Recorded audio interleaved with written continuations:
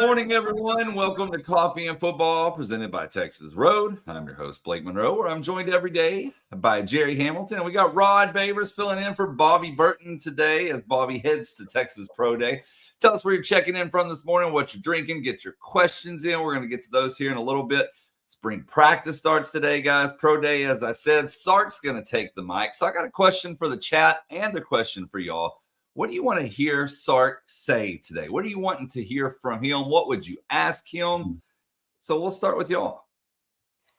You know what's, Rod? You know the question I'd actually ask Sark today? I was thinking about this. Where is KJ Lacey in his development compared to past quarterbacks you've had that have set 2 years or had a redshirt year? And I ask that because he's a play away. Mm-hmm. He's a play away. Where is he at in his development right now in his eyes? Because that's the one thing we know is that Arch won't play every snap. There's going to be some time the number two's called upon. That might be an interesting question because, I mean, I know what are you going to ask about Jermaine Bishop that hadn't already been talked about. So I was thinking about something that Sark hasn't addressed. I might ask him and kind of even spin off and say, where's Diabell in his development coming in as opposed to some other young guys you've had, but really about KJ Lacey. Where's he at right now? Yeah, no, that's good because, Sark even remarked that, it's been a bit of a blessing in disguise having Arch sidelined a bit this spring because usually you got to manufacture these situations for a young quarterback. Hey, let's get him in there on the third and along with the first team, or let's see how he is in red zone, or let's, see how he handles himself as being QB1 for the one practice. And it's like, no, actually, you get to see it all right now. So because he has such now a really good sample size of a young QB, it'd be great to hear what he has to say about his development and everything that we've seen and heard is that he's been impressive, that, on the field, it looks really natural to him, quick release. He's really accurate. He has anticipatory skills as a quarterback to throw guys open rather than throw it to an open guy every time. So I'm with you. That's a good question for Sark about KJ Lacey. Man, I might go to the defense. I might ask Sark, because now he's going up against Muschamp, I'm sure, a little bit, calling plays. I'd like to know, what challenges and problems does a Muschamp defense present that could be different than your previous defenses in recent years, which have been pretty good. Yeah. What's the added dimension that you expect a Muschamp defense to bring? You now call plays against them, and I'd probably ask him, where's Muschamp? I mean, you've called plays against a lot of great defensive minds. Hell, PK, you hired PK because you said you called plays against him and you liked the way that he called plays, the way he challenged you, the problems he presented to you. Where's Muschamp among that group? So I kind of asked him about Muschamp, and now I got a lot of questions about Muschamp. How quickly do you this first year defense from Muschamp? Do you expect it to be, how long do you expect before the guys really have cohesion and are comfortable, and can play fast and not really think about the new scheme that they're in the Muschamp defense? And maybe to add to that, Ron, I think it's a great point is, how are the guys that are returning on defense adapting to a totally different personality and voice in a practice setting, in a meeting session? Will Muschamp and PK couldn't be more opposite, man, in the way they are. Yep. So there's an adjustment period because you're going to get your chewed a little bit at a different voice decimal this spring. How are you adapting in the room? How are any guys struggling with that? Yeah, no, that's a good question, Jeff, because you're right. They are total opposite. I actually got a chance to talk to Muschamp yesterday, and I won't spoil everything because it's actually a show that comes out, so we won't dive into it. But one of my favorite quotes from Muschamp was, "Don't come to Texas if you're gonna be sensitive." Wow, there you go. He said straight up, like, "Don't come to Texas." Basically, my style, this style you see here, all right, the mythology you've heard about, it's real. So don't come to Texas if you're sensitive, because he's even him going older, he's still intense. Is basically what he said. He also said he don't need no new friends. No. In case somebody wants to ask him about, hey man, why are you so intense all the time? Why are you such why are you such a a volatile kind of personality on the field? Don't as a coach, he was like that as a player. That's just his personality. So he was like, I don't need new friends, so I'm not worried about how people perceive me and if they like me or not. That ain't I don't care nothing about that. Which is maybe I think you're gonna get the same old mustache you've gotten. So he's I don't there's no change, and he's unapologetic about who he is. So you're right. That's going and that transforms from what I've talked to guys who've played under him, the guys at Texas, guys like Alex Okafor and other guys. It transforms the whole team. It gets infectious. It goes from the defense, and then because of the defensive personality changes, it ends up having an effect on the whole team. And I think it'll have an effect on Sark as a play caller. It has to. He's calling his defense. He's calling his offenses differently because the defenses are different than they were under PK. And I think Muschamp wants him to run the ball. There's no doubt. Muschamp did say the reason he loves Sark. He said the reason Sark is tough to call plays against. This is actually a quote from him. He said because he's stubborn with the run game. He said that's why you don't like calling plays defensively against Sark, because he's stubborn. You want to take something away and then make somebody one-dimensional. And Sark, he said Sark is stubborn about the run game. Thought that was interesting. Yeah, I call guys like Will Muschamp straight over tackle. There is no doubt where he's coming from, and it's genuine and it's consistent. He is straight over tackle. It's up to you to adapt to him, because he is straight over tackle, and there is no other way you're gonna get. It's going to be with Will Muschamp. Somebody asked, is Gooseby coming back? Gooseby is not going to be cleared this spring to our knowledge. Not full, no chance that he's coming back full. Somebody also asked, is Texas in pads today? They are. Friday was the first padded practice. This will be the second padded practice. This is when the coaches, really start to figure some things out. Some separation, the spring separation can begin, I think, this week. Yeah, I think this is when you can start to see a little separation. And by the way, we need to mention that Ryan Wingo is expected back at practice. This will be his first spring practice today. He's expected back today. Is that 100% in what he's going to do? Is he going to be 100% on everything? We're not saying that, but he is expected back on the field today. This will be the first spring practice for Ryan Wingo. I've said this before. I'm so happy for Ryan Wingo. I really am. I do think this is such an amazing opportunity for Ryan Wingo. So many reasons, right? Because now, being QB1, wide receiver 1, CB1, whatever it is, like the top guy in that room, there is pressure in it, because I've actually experienced. It's good though. You want to be that guy. That's what you look forward to as a player. But for Ryan Wingo now, he doesn't have to deal with that pressure. All right, and he now has Cam Coleman, who is projected to be top 15 pick in the NFL, top 20 pick, somewhere around there, right, in the draft. And he has him now to compete against constantly, because I've also been there. I've had guys like Quentin Jammer in the same room with me, who's going to be top 15, top 20 picks. And you have a standard now that you can go try to beat, match and meet and exceed every day.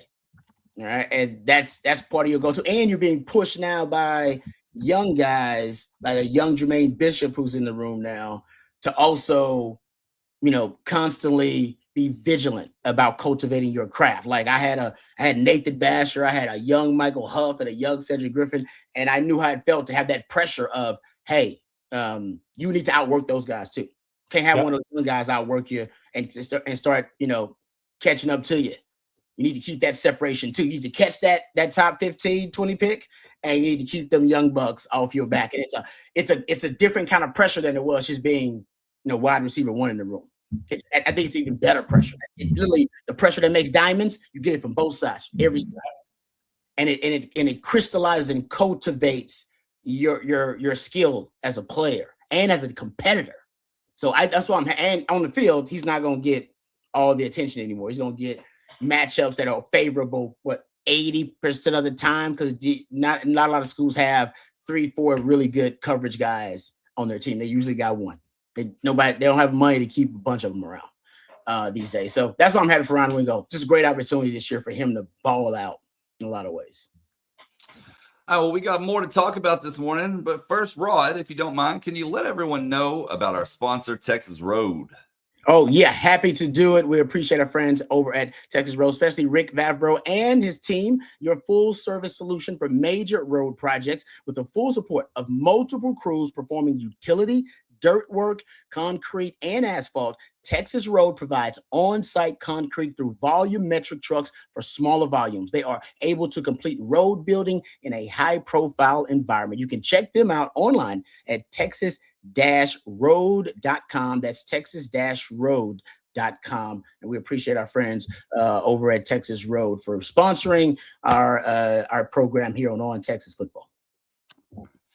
Well, guys, we talked about spring practice beginning. Pro Day is this afternoon as well. Yesterday, we went in depth on Ethan Burke, but who else do y'all think has a lot to gain today? Or prove? Rod, I'm going to lead you down the Jalen Gilbo path because we've talked about Ethan Burke, but, you know, the fact that Gilbo went to the combine and really didn't do anything other than the interviews process. How big is today for Jalen Gilbo? I mean, because look, anytime you get invited to the combine and you don't take part truly, people are going to be wondering, hey, are you going to at pro day? What are you going to work out at pro day? Where are we at? Is there an injury that it hasn't been disclosed? I think it's a pretty big day, of course, for the guys who are just trying to get on as a Cole Brevard, right? But Ethan Burke is the number one guy because he didn't get invited to the combine. But kind of your thoughts on Jalen Gilbo for him today, because when you leave the combine with more questions than answered, I'm not sure that's a positive thing. Yeah, and like I said, I don't know why he did not work out the combine. I still have not gotten confirmation about whether he was, dealing with something or just decided, hey, pro days, that controlled environment for me, it's going to test better. I think you give yourself multiple chances. If you're completely healthy, like, hey, give yourself 2 chances. Because it seems like the combine's a fast track, don't it? I mean, yes. I think they want it to be fast, by the way. That's the conspiracy. They want it to be fast for entertainment purposes. So I would give the combine track a try and then give the Texas one a try. I'm sure it's fast too. But this is Jalen Gilbo's issue. And I remember you talking about this, Jerry, with Quinn, and why it was going to be a tough thing for Quinn because they got to sit you down. They want to talk to you. And they're going to ask him about losing his job at Texas. Yeah, that's a tough question to answer. It's a tough question. It's just like you talked about with Quinn about getting benched in the Georgia game. That was going to be a tough, no matter how, they're going to be asked by multiple things, no matter how you approach it as a player, that's going to be tough for you to get around and explain. I think for Gilbo, and he's got to do something freaky in the workout, something freaky, whether it be the 40, it could be a vertical, it could be broad jump, it could be 5, 10, 5, whatever. It could be whatever. One of those drills, he's got to do something freaky and force somebody, one of those scouts, to go back to the film and go, all right, maybe this young man is worth taking another look at. And then go back to the 2024 film, which is better than the 20. Remember, this guy initially beat out Jay Barron. He started as a freshman. That's what I'm saying. Like, there's something there. Yeah. And yet he didn't get better every year. Like, that's also hard to, justify. Like, why didn't you get better every year? Every player's supposed to get better each year that they're in the program. And that didn't happen to Jalen Gilbo. And he got slapped by a freshman. So he's got to do something freaky and then have a scout that really likes him.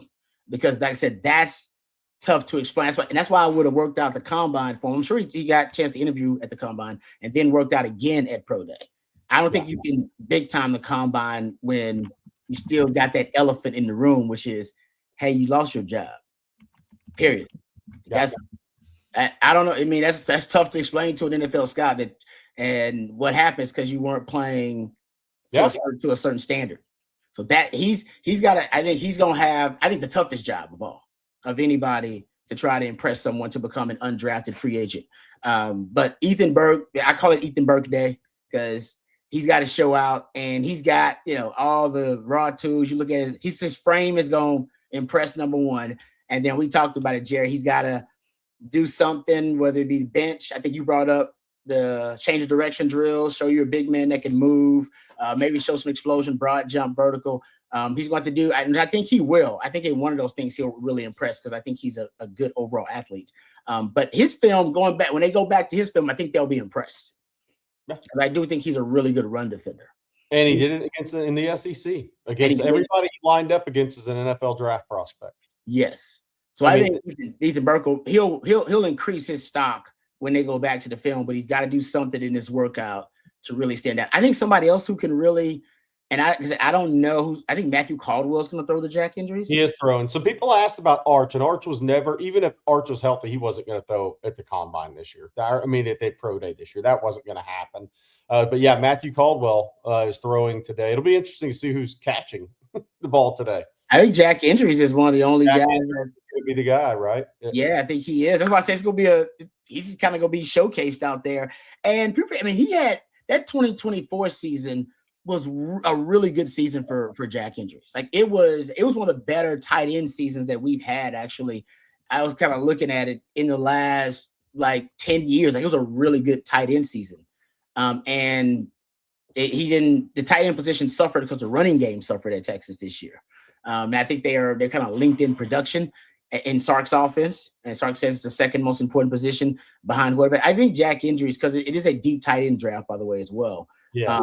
I think he can, because he's going to do good in catching drills. He actually did good in the receiving drills at the NFL Combine. So I think if he shows out today and people see him moving, how fluid he is, that he actually is a really good downfield receiver. At least he was in 2024, not so much in Sark's offense. We saw it later in the season, but I think he's a guy that also can help himself a little bit. And we had someone ask if we could show the gear for Pro Day. Texas, of course, put this out yesterday. It's not the best picture. They obviously added a couple filters to it, but at least you get a sense for what the guys will be wearing today. It's clean. Could we play off of that and have not Pro Day gear for all of us to wear? We didn't have Pro Day gear when I was there. I was going to say, Rod, you got a mesh shirt. You got a mesh jersey. This is a new thing. We just wore the stuff that we had from football season back in the day. We didn't have any pro gear specifically made for Pro Day. No, we just wore the stuff that we had from workouts. So that's new. I guess they've been doing it for a while, but they didn't have that when I was there. Yeah, so we should do our own not Pro Day Texas gear, and I'm sure people on OTF would buy some of that and wear it around for fun. All right, Gary. Well, obviously, judging by your background, that means you're on the road looking at recruits. What do you got for us? Yeah, I'm in the southeast region of the country, and yesterday I was in New Orleans, and I saw Easton Royal. Stopped by Brother Martin to see Easton Royal. Boy, if you haven't watched these highlights, I mean, you don't have to. He didn't need an arrow, by the way. I think you know who Easton Royal is. He did not need the huddle arrow. But Easton Royal, 5'11", 190, looked great physically. I mean, he has really got strength and thickness through his lower frame. He is not built like the normal wide receiver, I would say. He is almost going to be on contact. Is almost going to be like a running back feel for an arm tackler. He is really strong in his lower body. But he ran to 10.26. I did a 10-minute interview with him. We're going to post Thursday on Texas Football. So for those that haven't ever heard from Easton Royal, you guys will get a chance to get to know him a little bit from my stop at Brother Martin. But look, I think Texas is still in a really good position here, guys. Yes, he's committed, so you should be. But the reality is, for Easton Royal, he's been very transparent. Back when CJ and I talked to him at the Under Armour All-America game check-in in Orlando when we were there for the Citrus Bowl, everything he told us has happened in his recruitment. He said, look, I'm going to visit Florida, visit LSU, I'm going to visit Tennessee, and I'm probably going to visit Ole Miss, maybe even Miami. Miami's not there. It's all SEC schools. But he was at Ole Miss last weekend. He's going to Tennessee for the first time this weekend. I don't see him. Like, when I look at the teams that are going to be the competition, the true competition at the end of the day for Eastern Royal, I don't see it being Tennessee, Rod, because I don't think their offense is favorable to wide receiver development in terms of the NFL. It's the same knock at Art Browse. It's very similar to that, because when the guys line up wide outside the numbers, there's those guys, it's just not a great NFL development offensive scheme. It's a really good scheme for college football, and there is a difference in that. I think this is going to come down to Texas, Florida, and can LSU just force the hand in some form or fashion. But he's always been enamored with playing college football in Texas or in Florida. And he talks about the visit to Florida, first time meeting Summerall and that new staff. He really liked those guys. Poor ref just tripped over his own feet there. It happens. But, Easton's great school he goes to. I mean, the other thing about that visit was that's this high school that DJ Augustine went to before Katrina, and he ended up at Hightower before going to Texas. They won 2 state titles. They lost in a third. And in Easton, we were standing there and we looked at that, and he knew exactly who DJ Augustine was and kind of the history of DJ Augustine.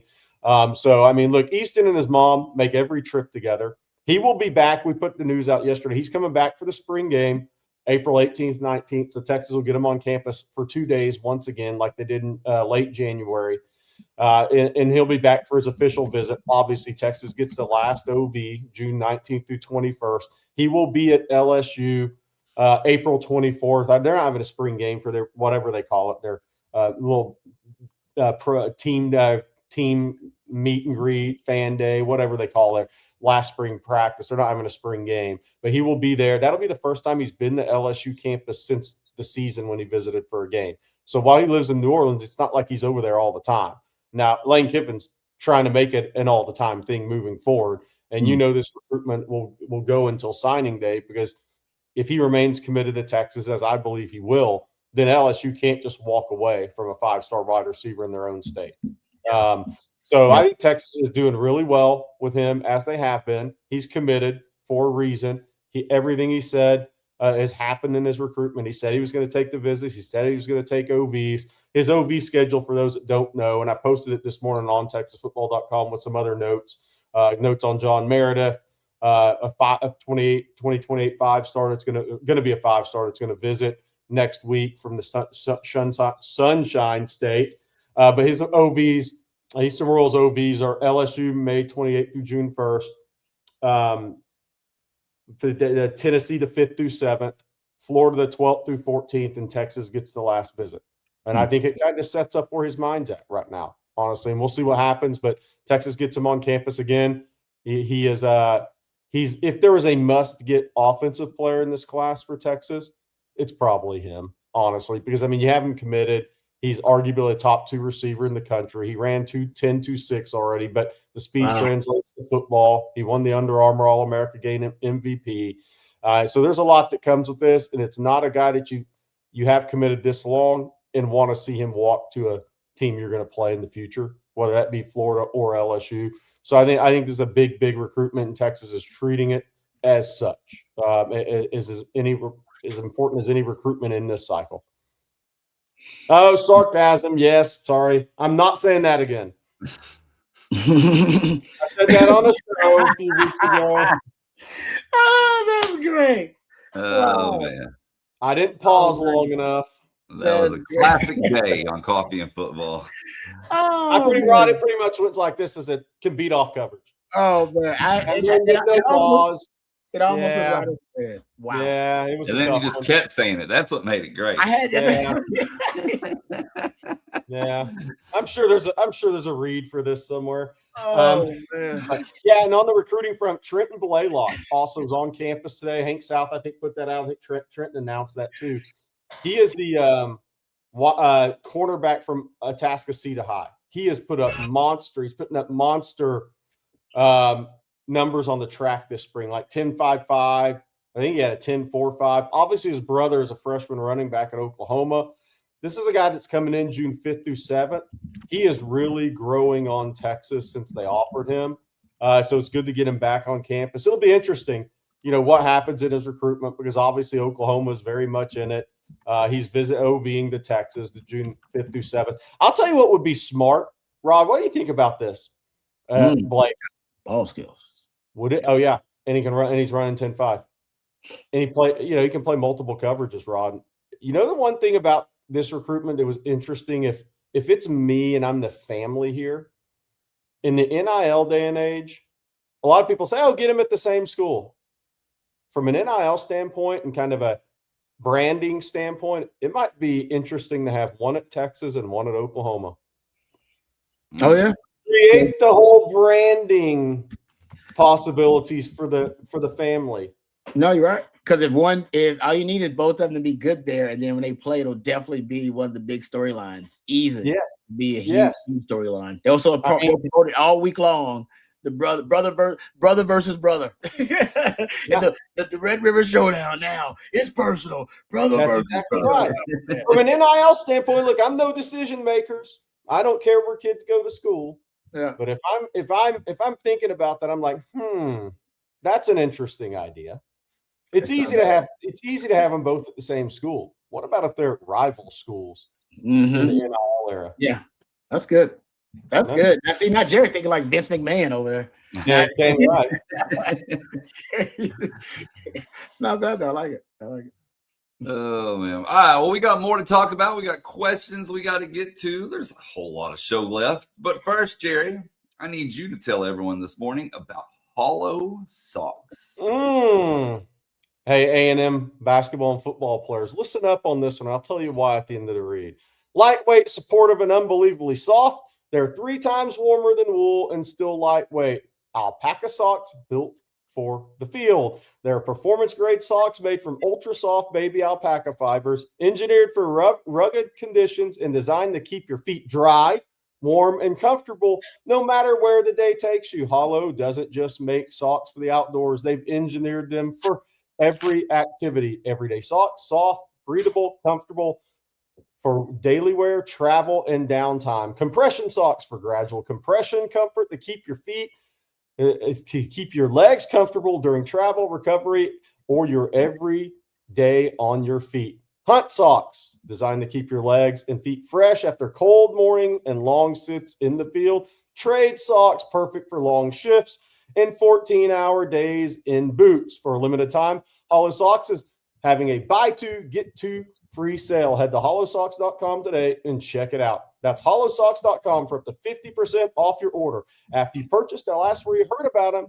Just say on Texas football. And this, coming back to the start of this read, these are the perfect socks for A&M basketball or football players when they inevitably piss down their leg in a big game. Wow. Well, that's a hard one to follow up, but I'm going to give it a shot anyway. And I'm going to tell you about Delete Me because Jerry may want to delete that later. Delete Me makes it quick, easy, safe to remove your personal data online at a time when surveillance and data breaches are common enough to make everyone vulnerable. Look, as someone with a pretty active online presence, this stuff matters to me. We're constantly putting content out, and you don't always realize how much of your personal info is just, well, out there. Your name, your phone number, even your home address. Data brokers collect all of it and sell it like it's nothing. That's how people end up dealing with a ton of spam, phishing, or even worse. And that's why I love Delete Me. They go in, they actually remove your personal information from those data broker sites so you don't have to deal with it all by yourself. Take control of your data and keep your private life private by signing up for Delete Me. And now OTF listeners get a special discount. Get 20% off your Delete Me plan when you go to joindeleteme.com/TXFootball and use promo code TXFootball at checkout. The only way to get 20% off is to go to joindeleteme.com/TXFootball. Use promo code TXFootball at checkout. One more time, that's joindeleteme.com/TXFootball, code TXFootball. All right. Let's see here. Let's take a look at the schedule, guys. We've talked about it in the past. Obviously, one of the tougher schedules that Texas has had in a while. But when you break it down by this and you look at returning production, both offensively and defensively, you have 8 teams that are above 60%. And that's a lot. These are based off Bill Connolly's numbers from ESPN. But our producer, Matt, thank you for making this, by the way. He has it broken down in a couple of categories: elite defenses, Florida and Georgia; high offenses, Oklahoma and Ohio State when it comes to returning; and then balanced teams, Texas A&M and LSU. But a lot of returning production here. What's y'all's thoughts? Yeah, I mean, I like the fact that, Texas doesn't play a lot of teams that have a ton of balance. Usually you play teams that have a ton of returning production on either offense or defense. That Texas A&M and LSU actually are two of the teams you play. I want to say Ole Miss is in this group as well. So maybe 3 teams you play that have at least 60% returning production overall from the conference, obviously. Ohio State, I think, is close. Yeah, Ohio State's like 60%. So maybe there are 4 teams you play overall that have 60% returning production coming back, which is pretty good because Oklahoma, too, has got to be in that conversation as well. Yeah. Right? But they're lopsided. Oklahoma's got 75% returning offense and 55% returning defense. And look at Ohio State. They're kind of the same thing. They're 71% offense and 50% defense. So in terms of the balanced teams you play that have, an equal, like close to 60% returning on offense and defense, that's LSU, that's Ole Miss, that's A&M. Those are 3 of the teams that have 60%, at least 60% returning on both. Even Florida, they're lopsided defensively. They actually have the most returning, I think, experience on defense potentially in the country, I believe. And their offense, though, only 55% returning offense and a new coaching staff as well. Don't forget about the new play callers. Texas also has a new play caller on defense. So that's also something to consider when looking at this returning production and how it's going to gel. Yeah, what's interesting to me is Brent Venables will field a solid defense. He always does, right? They lost a lot of guys. I mean, look, Stone and Jaden Jackson are really good up front. Well, I think we know that. They lost some really good edge players, Rod, but they lost a lot on defense. Offensively, they have a lot coming back, but where is that next step for them offensively? It's got to be the run game for them. They have to be an improved run game team to help John Mateer out in the SEC. I think Florida's very interesting up top because I'll be being real. I didn't think they were going to return that percentage on defense. Now, Caleb Banks didn't play much because he got injured, so that gave somebody else some snaps, right? But Florida has more returning on defense than I thought they would have. That's just me not probably looking deep enough into their secondary and a couple of linebackers that had percentage of snaps coming back. Offensively, Aaron Philo walks into a really good situation. The biggest question for Florida is going to be their offensive line. But imagine being a quarterback that transfers in and you have Jaden Baugh and you have Vernell Brown and you have Wilson. I mean, that's a pretty good starting spot for a quarterback. So he's walking in the really comfortable quarterback situation outside then the pressure of the games, but a lot more on defense than I thought they had coming back. I will say this. If you look at this, the timing of these games, Rod, is big. Ohio State returns 50% of their defense.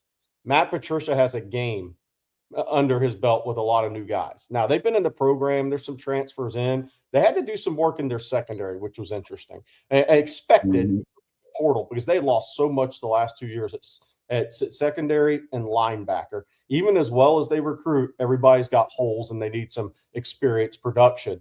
But so defensively, Texas may be catching them at a really good time, kind of like Ohio State caught the Texas offense at a great time last year. Is Texas going to catch the Ohio State defense at a good time? And then you look at Tennessee, the first SEC game, road game. Yeah. Tennessee does not have much production coming back when you look at other teams as far as on this schedule, especially having a young quarterback, a first-time starting quarterback. It's expected to be McIntyre. That'll be his first SEC game, I believe. Maybe Tennessee has one before. I don't think they do. So are you catching Ohio State at the best time? You'd rather play Ohio State early than late. And you could say that about a lot of teams, but there's some teams it doesn't matter, right? Because of where they're at as a program and how much production they have coming back. Did they have coordinator changes, coaching changes, all that good stuff? But I think it's good to catch Tennessee early too because it's a starting quarterback. They got a lot to replace on both sides of the ball. They have a new D coordinator, although Knowles and Sark are very familiar with each other. I think it's pretty good timing for those guys. The one I'm really surprised about, because I just hadn't looked at the player by player, is how much Ole Miss actually has back after Lane left. You know, keeping Lacey, keeping the 2 linemen who are Kutas and Pounds, who are future NFL players. Yep. They kept more guys than you would think they did. Because Rod, when this initially the coaching change happened, I think a lot of people said, well, shoot, Lane's just going to get whoever he wants. But then slowly some of those offensive guys stayed, and Ole Miss made sure they stayed. So they have a little more returning production than I thought they would when the coaching change happened. Yeah, and according to Bill Connolly, they're 25th. If you go look at it overall, Ole Miss had a 25th in defensive returning production. So Pete Gold is a defensive guy, did a good job retaining that group. I also agree with you about the Tennessee thing and playing them early. The reason is because Jim knows he does a really good job coaching against Sark. He's done it twice, once at Oklahoma State, once at Ohio State. Got the best of Sark both times, but both of those times were at the end of his tenure at those places. It was, I think his 4th and 3rd year at Oklahoma State and Ohio State. So basically, he had built those defenses up to being really good. And now in Tennessee, he's got a veteran defense, but it'll be his first year. And Sark's got the veteran offense. For those who don't know, we didn't really say it, but Texas is 6th overall in returning production. 4th offensively, based on Bill Connolly's formula. 73% on offense, returning production. He includes the transfers, of course. It's returning production from last season. Then 68% overall, which makes Texas 6th. And then on defense, you're top 20. You're 19th with 63% returning production. So Texas, returns as much production as basically any team in the country. So there will be Sark with a veteran offense going up against Jim Knowles' first year with a veteran defense. Because like I said, they return a lot of production, but it'll be interesting to see if it has the same effect. Because Jim Knowles has been really good versus Sark in the 2 times he's coached against him. Hey, Rod, we're looking at this national list right now, and this is very interesting to me. Obviously, Notre Dame, everybody knew they have a lot of guys back. Defensively, they were young on defense. Offensively, even though they lost to running backs, Notre Dame will have good players. They won't have as good a running backs. I mean, Jeremiah Love should be an all-pro, and they may have 2 first-round picks at running back, which is wild in the same class, by the way. That's wild. But C.J. Carr back, number of offensive linemen back, wide receivers back, tight end. They got a lot of things going for them, and they have the schedule really going for them. So let's just check them off as a playoff lock unless they have major injuries. I mean, that's just yay, Maryland, go Maryland. I mean, no, it's not happening. But number 4 is interesting. Virginia Tech. That is. Because here's what's that in the ACC, not a depth of league strength, right? Can James Franklin pull off something in year 1? And I say a lot's going to depend on Darian Mensah and that Miami offensive lineman, my Miami offensive line replacing them all. How Mensah fits in there, which he's going to be really good, but with a new offensive line. So his ability to play off schedule may be really big for Miami this year, where they didn't have that last year. They had a pocket quarterback last year. But Virginia Tech, because of how the Penn State coaching search went down and the length of it, he got a lot. He went into the cookie jar and got some really good players from Penn State and recruits from that signing class. Yeah.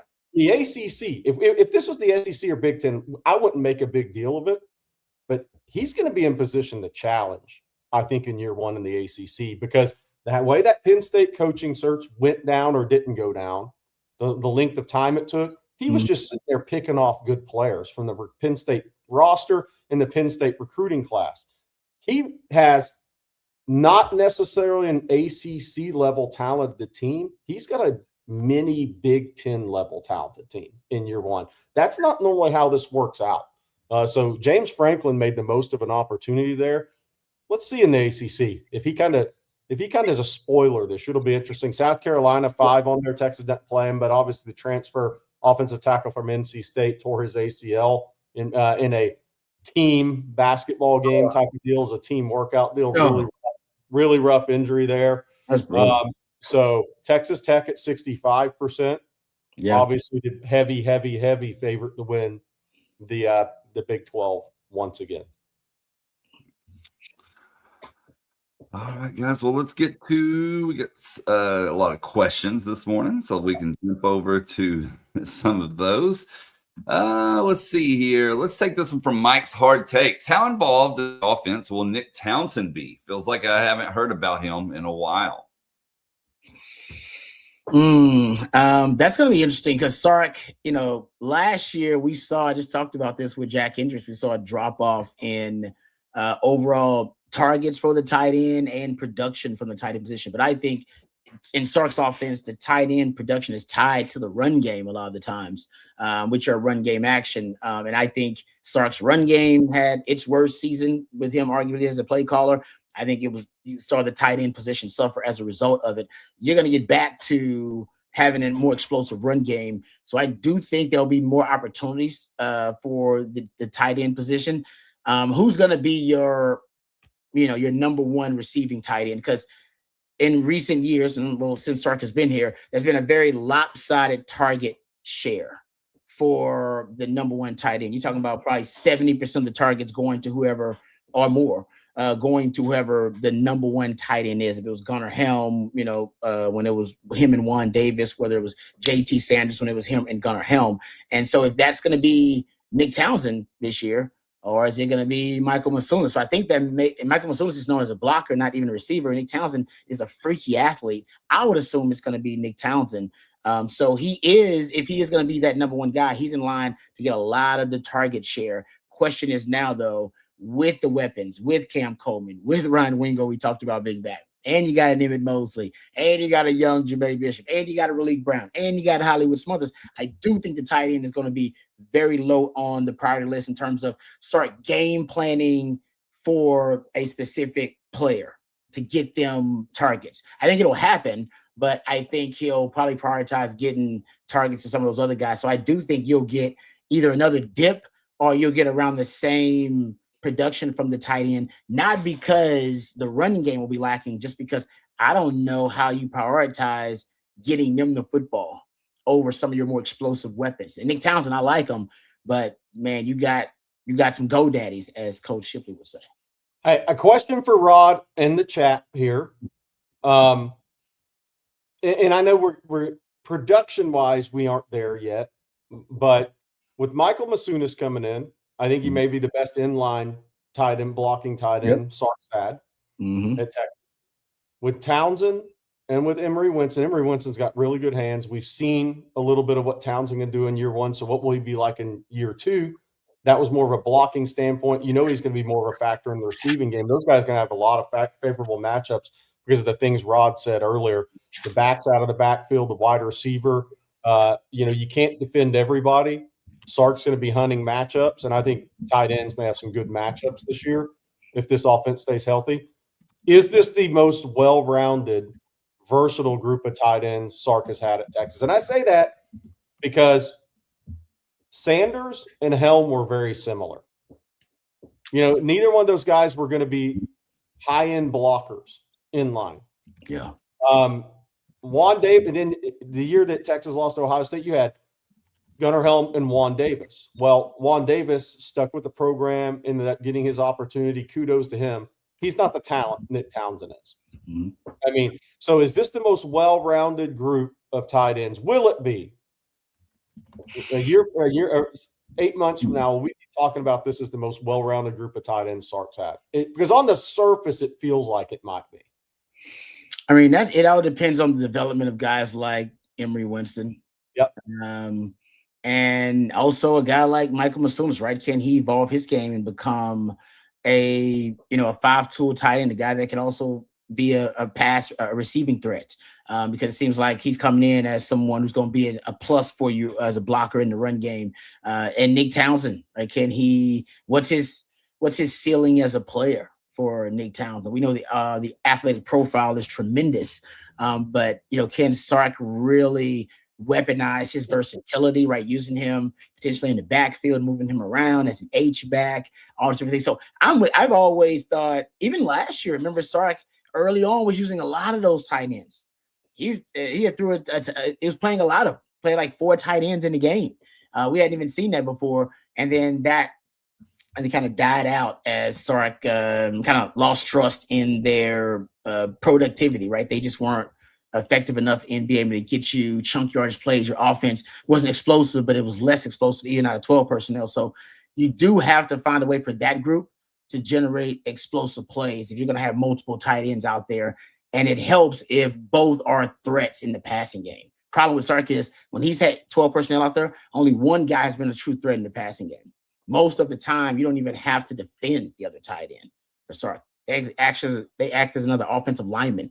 You would love to have, if you're going to be like Sean McVay and have 13 personnel out there, you love for all three guys to be worrisome for the defense. They would have to defend those guys in the passing game.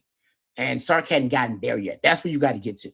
I think right now you probably got two guys you trust in the passing game at tight end. Let's see if you can get all of those guys, even a Spencer Shannon. Have you ever seen Spencer Shannon as a threat in the passing game? So when Spencer Shannon goes out there, you think the defense is going, all right, guys, see Spencer Shannon? We got to defend that dude. No, they ignore Spencer Shannon. Yeah. All right, they're playing 11 on 10 at that point. All right, so I just think he's got to figure out, they got to develop these tight ends to be more well-rounded tight ends. They've been too, I think, kind of singular in their development as a tight end. Either you're a blocker or you're a pass receiver. They need to get them to be both. That's on Jeff Banks, too. Hey, by the way, get your hoops, men's and women's questions in if you get to have those. The Texas women yesterday when we were on here, their game wasn't set, who they were going to play in the time. That has now been set. The Texas women, 33-3, take on SEC opponent who they played this year, Kentucky, 25-10, the 5 seed, on Saturday, March 28th at 3 p.m. at Dickies Arena in Fort Worth. The winner of that game will play the winner of the 2-3 game, Michigan and Louisville, which will be at 12:30 directly in front of Texas. Texas is on ABC for that game. So all your 1 seeds, like the women's tournament doesn't have the depth. We talked about this depth of field that the men do. So there's not as many early round upsets, especially your top 1 and 2 seeds. I think they all remain. But Oklahoma is playing South Carolina. In an ultimate hate game for women's basketball fans. That one's Saturday in Sacramento. The TCU women are alive, but the Texas women's game's been set now. For those of you that didn't watch UConn last night, they were up 65-12 at half against Syracuse. But luckily, Syracuse is a second half team, so they only lost by 53. Second half. Oh, that was the craziest halftime line ever. All right. Let's see here. We got a super chat we need to get to. But first, Jerry, I need you to get to Mint Mobile and let everyone know about them this morning. Oh, I can do that. Every group has someone who insists on doing things the hard way. That friend still paying for a subscription they forgot they had. I'm guilty of that. The one refusing to update their phone because it still works. Probably me too at some point. I used to be that person too. I am still that person, especially when it came to overpaying for wireless. Then I switched to Mint Mobile, and I'm so glad I did. Honestly, I was paying more with my old carrier for the exact same thing, same coverage, same speed, but just burning money every month. Who needs to do that? Nobody. With Mint, it's been a smooth, no drop off in quality, and I'm saving a ton, a smooth transition. Stop paying way too much for wireless just because that's how it's always been. Mint exists purely to fix that. You get a premium wireless, you expect unlimited talk, text, and data, but at a fraction of the price. I use this, and I recommend you try it yourself. There's just no reason to keep overpaying. Ready to stop paying more than you have to? Yeah, I think we all are. New customers can make the switch today, and for a limited time, get unlimited wireless for just $15 per month. Switch now at mintmobile.com/ontexas all caps. That's mintmobile.com/ontexas all caps. Upfront payment of $45 for 3 months, $90 for 6 months, or $180 for a 12-month plan. That's $15 a month equivalent. Taxes and fees extra. Initial plan term only. Over 50 gigabytes may slow when network is busy. Capable device required. Availability, speed, and coverage varies. Apply. Additional terms apply. See mintmobile.com. And I'm going to tell everyone this morning about our friends at Square, because support for today's episode of Coffee and Football comes from Square, which honestly, if you've ever paid at a food truck or a coffee shop or local store and the checkout took like 2 seconds, there's a chance that you've already used it. And I see it all the time. You walk up, you grab your coffee or whatever, tap your card or phone, boom, done. No weird register problems, no digging around for change, no waiting forever while someone figures out the system. That's because Square basically puts everything that a business needs in one place. Payments, point of sale, inventory tracking, customer tools, even setting up an online store if you want to sell stuff on the internet. It's simple, it looks clean, and businesses can actually focus on customers instead of fighting with tech. And the cool part is Square works whether you're just starting out or if you're running multiple locations. And right now, OTF listeners can get up to $200 off Square hardware when you sign up at square.com/go/ontexas. That's Square, SQUARE.com/GO/ontexas. Run your business smarter with Square and get started today. All right, as I said, we got a super chat. This one from Juan Garza. Thank you, Juan. Appreciate you. Ooh. Said, would it be interesting to see PK there at Pro Day scouting since he's a defensive line coach for the Cardinals? Well, Bo Davis was there last year, Rod. That's true. Line coach. Bo Davis was there. Yeah, he should. That's a good. I mean, why wouldn't you? He knows the guys. I mean, if you're going to send somebody there, I mean, why not send him there? Because he actually knows the guys. And maybe he don't want to come there. I don't know. Maybe that's, but I'm with you. That makes a lot of sense if I'm looking at any of those D linemen from Texas. And if you're bringing in undrafted free agents, you'd be surprised a lot of times. It's all about the connections. I mean, how many guys? I mean, didn't the Saints end up drafting a D lineman, right? You had Bo Davis. They end up drafting a Texas player. You'd be surprised how a lot of times it is those connections. Yeah, PK will he'll be an advocate for Ethan Burke.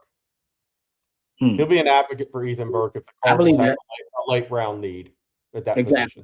Yeah, or a priority free agent. I guarantee you. So don't be shocked if something like that happens at all, because it happens a ton in the NFL. I mean, I was training in New Jersey with the Sims family and had met some of the Giants coaches unofficially prior to that. There's no doubt in my mind that served as an influence on their decision to draft me. Might have been a mistake, but it definitely served as their decision. I hook him 4-0. I apologize. Did I take something you said in the chat? I apologize if I did. I didn't see that. He's free. That's funny. I bet I didn't take this joke from anybody in the chat. Maybe PK doesn't want to be in the Texas bubble. There you go. No, that's what I'm saying. Maybe he don't want to come back because he already know how it works. And I get it. Ray wants to know, does the NASCAR package go away with Will Muschamp? Great question, Rod. That is a great question. It was not as effective last year as it was in 2024. And not a lot of things, but defensively, it didn't make as many splash plays. I'll say that it shouldn't. They definitely should use it now. I mean, you have so many, ways you can utilize it with all the versatile weapons you got on the front, right? You can throw Brad Spence in there. You could, throw bump Lance Jackson inside, find your favorable matchup there. Throw one of those young edges out there. Who knows, a Richard Wesley? Who knows if he could be a part of that package? I like it because once you get a team in third and long, and that's only when they use it really, third and long, and let's say end of half situations where a team is going to throw the football. Why would you waste a defender why would you waste, or I don't know, in my opinion, why not give yourself the maximum advantage when they're going to throw it, so put out only pass rushers and coverage specialists on the field. And that's the point of it. So I don't think it should go away. Remember last year, they actually doubled down. They had the F1 package. Where they'd have 4 edges out there. They had the F1 package where they had nothing but edge rushers on the field. So I think you could keep it, or even, like I said, evolve it like you did with the F1 package last year, which I liked. Just wasn't as effective overall. By the way, Pro Day starts at 1 p.m. today. We had a starred question about that. I'm going to hit a couple things real quick, if you don't mind. Does Texas have any interest in Neff Giwa, an offensive tackle that Brandon Collier has brought over to the States and is making some visits? He's picked up offers and he hasn't really even played much yet. But he is a 6'8", 290, 300-pound, very athletic body and frame. I've not heard if Texas has interest, but they know about him because of Hero Canoe being at Texas. I think Brandon Collier has a really good relationship with the Texas staff. So I think he was a key in Hero Canoe coming back, obviously. And I think it was a smart decision by Canoe, but he had some people being very positive about that decision. But the Texas knows about him. I've not heard if Texas is pushing or making a move there yet. I think it'll be interesting to see if he gets to campus here in the next few weeks, since he's kind of on a visit tour for all the college coaches to see what this guy looks like. Looks like he's 28 years old. Yeah. He looks like he's Neon Bedeau from Blue Chips. he's huge though. He's a good player. Hey, y'all remember the Blue Chips when the coach went and saw Neon Bedeau playing basketball in his Rick the old gym? It wasn't even a real rim. That's kind of what it reminds me of. Yeah. All right, a couple other ones. Cass, on the Texas Purdue game, I hope Weaver guards Braden Smith all night. The only way Purdue loses if we can frustrate Braden Smith. I think what's that line now, Blake? The line has fallen. It was 8.5 again. I think it's at 6.5 now. Watch that line as it gets closer to the game, in my opinion. If you say Vegas knows what they're doing. 6.5. Weaver. Look, I think it'll be interesting. I think the interesting thing with this game will be how healthy is Jordan Pope, and it shows up on defense more than it shows up on offense, guys. I playing the game. I've had the ankle injuries, playing it my whole life. I've had those ankle injuries, and it really affects you on defense. Your lateral movement on defense when you push and you have to react more than when you're on offense. And your mind is already working as an offensive player. It's that defensive part where you have to react to sudden change of direction movement that's not your own, and how you react. How does that ankle foot area react to that?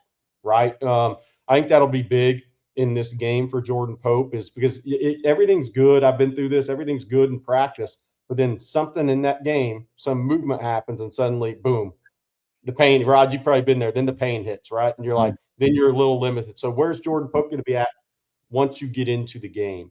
I think that for the Purdue game, somebody else asked my opinion on some matchups in that game. Look, I think the key against Purdue.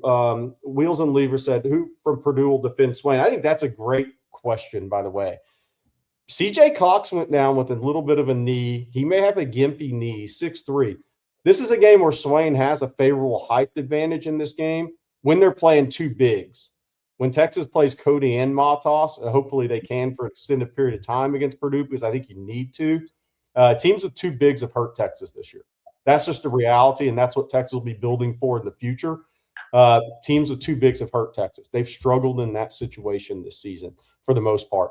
And Kaufman, Wren, and Clough are totally two different players, but they are two bigs, and they have a 7'3" kid off the bench who provides rim protection, not really an offensive player. So they have depth of big men at Purdue, which they should under Matt Painter all the years he's been there, and how well he's done and how he's built those teams and rosters over the last 15 plus years after he kind of started ascending in college basketball. But Swain, Fletcher Lawyer can't guard Swain. That is not the matchup you want. You want Fletcher Lawyer, and I'll tell you this: they tend to hide Braden Smith on defense at times, not because he can't play, but to keep him out of foul trouble. I think Jordan Pope or Kendall Weaver is the guy that Braden Smith will likely guard. I think Tremont Mark. See, Texas does with Mark and Swain. They got a little favorable matchups there on the wing, because I'm not sure Lawyer. He's going to be smart defensively. I'm not sure physically he could guard either one of those guys. So it'll be interesting to see how Purdue attacks it. I think Texas defensively, a big key for Texas in this game is Trey Kaufman-Wren as a little push jump hook that if he's inside 10 feet, he'll probably make 70% of the time.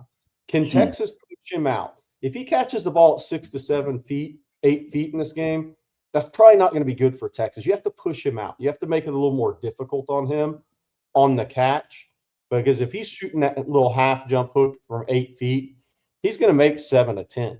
And then Texas really has to defend the 3-point line. They've done a good job of it.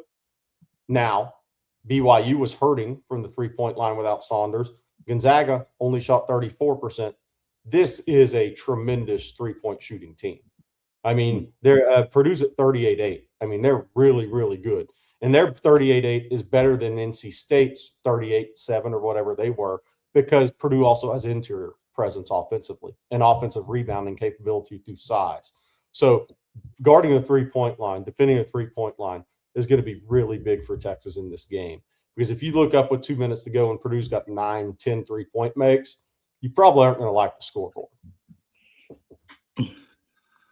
All right, I'll tell you what, before we get to our last couple of questions for the day, Rod, if you don't mind, I'm going to let you tell everyone about Texas Road one last time, please. Glad to do it.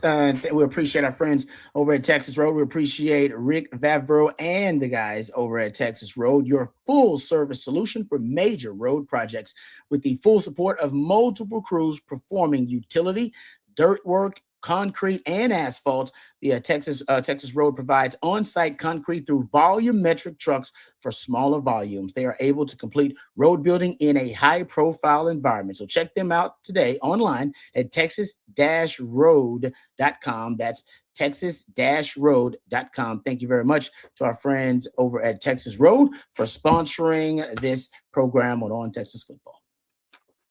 All right, our next question this morning, guys, comes from Antoine. And Antoine says, Cooper, Bishop, Carlton, Wesley, Atkinson, Cummings, Smoke. Who else do you think won't redshirt out of the incoming class? It's a little early for that, as we're second week of spring ball, but it's a good question. Like I'm going back over to the class because I don't want to miss anybody. Bishop's going to play. Diabell will redshirt. Atkinson will play. Those the two outside backers, Paula and Rocky Cummings, are going to be interesting because Texas really likes the freshman linebacker class, obviously, and there may be a lack of depth in a couple of spots when Muschamp is going to play more 4-3-4 Rod this year. I think Richard Wesley, I think he'll play in some capacity. It might be very minor. Jamarion Carlton's interesting. They really like Carlton. Samari Matthews will play. Derek Cooper will play. James Johnson will redshirt because he was in that car accident his senior season. He had lost a lot of his senior season on the field, lost a lot of weight. He's slowly getting it back. I think he's 275-ish now. But he was a super athletic, raw prospect coming out, and then he missed a lot of time. His senior season, he'll redshirt. I think Turntine will probably redshirt, but he looks really good. It'll be interesting, Rod, on guys, Teray Davis, Hayward Howard, because we've talked about Samari Matthews, but with the safety, and Hayward Howard's playing corner, but Teray Davis at safety, whenever you hear he's got a chance from inside the building, that in coaching terms, that's a pretty good thing. That's a really good thing because Coach Speak says he's got a chance. You normally see that guy being a really good player at some point. Does he have a chance to fight into special teams, maybe a third-team safety, take advantage of guys being out this spring at safety? Yep. That's kind of one of the guys I'm quietly following to see what happens with. And, punter competition's interesting because Bukowskis has a monster leg. Chiamuto has the experience. Bukowskis could win that job if he is consistent, if he brings the consistency and versatility and more than just having a rocket attached to his right leg. I mean, that guy has got a big time leg.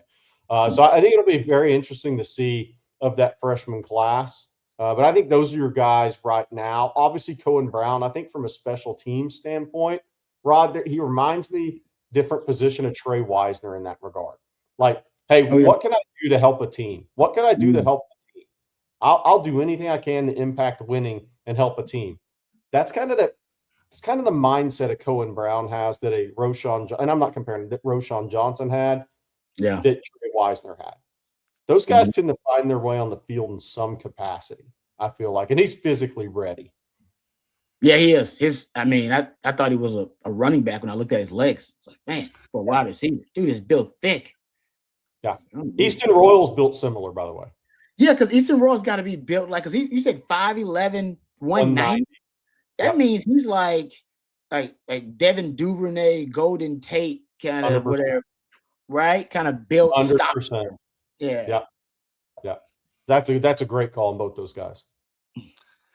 All right, Spanish 86 Steve says, what's the floor and ceiling for this team? Steve says 9 wins floor, 11 wins ceiling, and he's just talking about the regular season, he says. And I'll put the schedule up here for everybody. I think that's pretty accurate, Rod. I mean, I think that's pretty accurate. I mean, a lot comes down to the Ohio State game. I mean, Ohio State's a must-win game for me when you look at the rest of the schedule. I mean, I'm just being real. I think Ohio State's a must-win game for Texas when you look at the rest of the schedule. Because what you don't want to have is a loss at home week 2 and then have all that pressure of only being able to lose one more game to get in, to be assured of getting in the playoffs on that SEC schedule. Yeah. No, that's a good point. The margin for error, it shrinks considerably if you lose at Ohio State game. And you got them at home, which helps you. They're losing. It's Ohio State, so they always gonna have a lot. But they do lose some talent defensively. That's a matchup that you think you like with Texas versus their defense, which is gonna lose a ton. A lot of those guys we drafted in the top 15, top 10 picks of the NFL draft. You win that game, but you still got at Tennessee. I like that because Tennessee's offense. They're gonna be, I think, early on. Still trying to find their identity offensively. I mean, they got Ole Miss at home, which is going to be a veteran quarterback and one of the best playmakers in the country. Lacey in the backfield. So a lot. I'm with you. I think ultimately you win that Ohio State game, and you on your way to winning 10 games because double-digit games get you in the playoff. You can't get. I don't think you get. You may get in with 9. I don't mean it's possible, but if you want to guarantee you a spot, you win 10 games, Texas is going to be in the playoff. I think we all agree with that. So that's your goal is double digits. And win the Ohio State game, you're well on your way. I can guarantee a guest we're going to have. I can guarantee a guest we're going to have on this show who's in the chat every day the week of the Texas UTSA game. Alfio, Big Cat, VC. Hey. His son signed with UTSA. So I can't wait to see the shirt that Alfio is going to make. It's going to be half Texas, half UTSA. Alfio, I can't wait to see what you come up with. But Alfio, mark the day next year. We're going to have you on the week of that game. Obviously, played at Texas, part of that #1 recruiting class with Rod and Sims and all those guys. But also, you have your son, who initially committed to Washington State, signs with UTSA. And talk about him because that's going to be a special moment for Alfio when his son takes the field at DKR.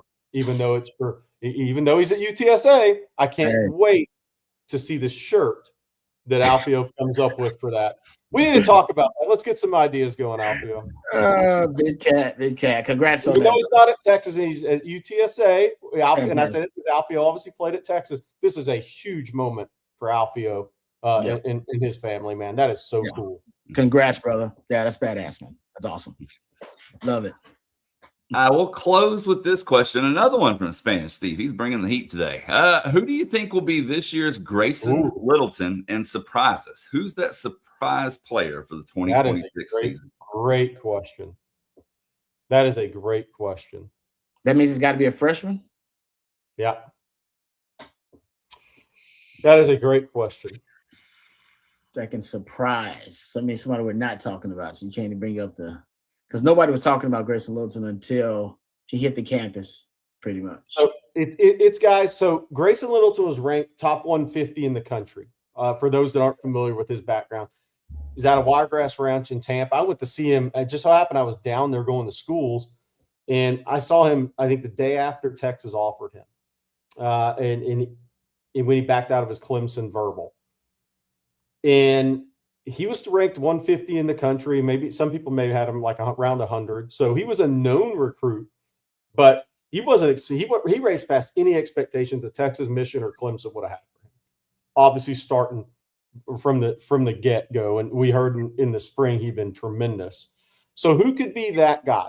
Could it be a Kosi Okpala, rated highly like that? Could it be someone in that range? I think, look, Wesley and Carlton going to be really good players.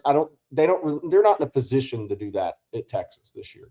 Samari Matthews is somebody talked about, Rod, but again, Omasco, Grayson Littleton, Cade Phillips. It's a little different than it was for Grayson Littleton coming in because Barron was gone, right? Makuba was gone, and there were some more questions in the secondary. Who was going to be the other corner? Who was going to be the nickel? I mean, there were some questions there that it was a pretty good opportunity for somebody like a Grayson Littleton to bust through the door.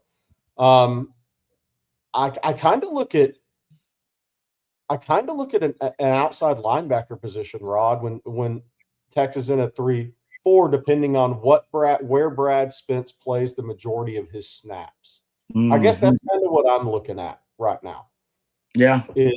I think this team has more solidified guys entering this season. So I don't know. That's a great question. We just brought up the returning production stat from this year, and Texas is 6th overall in returning production, according to Bill Connolly. Last year, Texas was 103rd in returning production. Offensively, 126, defensively 44. So there were more opportunities, is my point, to Jerry's point, for those Grayson Littleton stories to happen. I still think you could have one, but the likelihood with this much proven talent coming back, I think it's the odds are much lower than it turning out to be a Grayson Littleton story. You just don't need it. Yeah. You don't necessarily need a Grayson Littleton. It'd be great if one of these guys steps up in that manner. But right now, at every position, pretty much, you have veterans, if not like straight up starting caliber players or starters returning at those positions. Yeah. And that wasn't the case. Rod, if somebody busts through on this team as a freshman, ends up being a starter, they're a dude now on the football field. Yeah, and exactly. And it could be, to that point, it could be a role that, happens. Because at the turn time thing, I was joking the other day that if Sark goes back to the 6-0 line package, turn time's my 6-0 lineman. He moves really well. He's like, I'll just put him out there as a 6-0 lineman and start my Big 11, Big 12 package. So, yeah, I mean, it's going to be one of those freshmen is going to surprise and earn them some snaps on the field.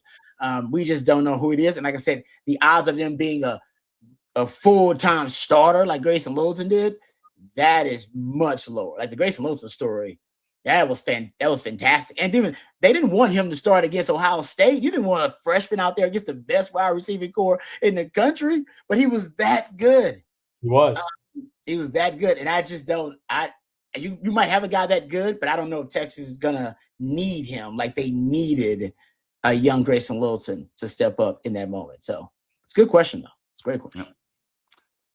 All right, y'all. That's going to do it for today's episode of Coffee and Football presented by Rick Vavro and Texas Road. We want to thank Rick along with Delete Me, Hollow, Mint, and Square, all for sponsoring today's show. Of course, thank you all for tuning in as well. Appreciate it. Appreciate the great questions, the super chats. Jerry, what's later? Yeah, well, we have recruiting breakdown coming up today. We have live stream tonight. We have a couple other things we're kind of on the watch for. Visitors on campus, pro day reports coming today from On Texas Football. We've got a lot of things going on, both basketball, both football. So it's going to be a great week to be on OTF for sure. Hey, guys, by the way, basketball portal right around the corner. Basketball portal April 8th, April 7th through 21st. And I'll say it's heating up. Nice. I also want to say that tomorrow we'll be joined, speaking of basketball, by Texas women's assistant coach and daughter of Vic Schaefer, Blair Schaefer. I can't wait for the stories. For Coffee and Football. So we'll have Tony Hills, we'll have Blair Schaefer. It'll be a Wednesday you don't want to miss right here on Coffee and Football. And, of course, we'll be back tomorrow morning, same time, same place. Hope you all have an outstanding day today. So for Rod Babers and Jerry Hamilton, I'm Blake Monroe, and we'll see you then. Hook 'em.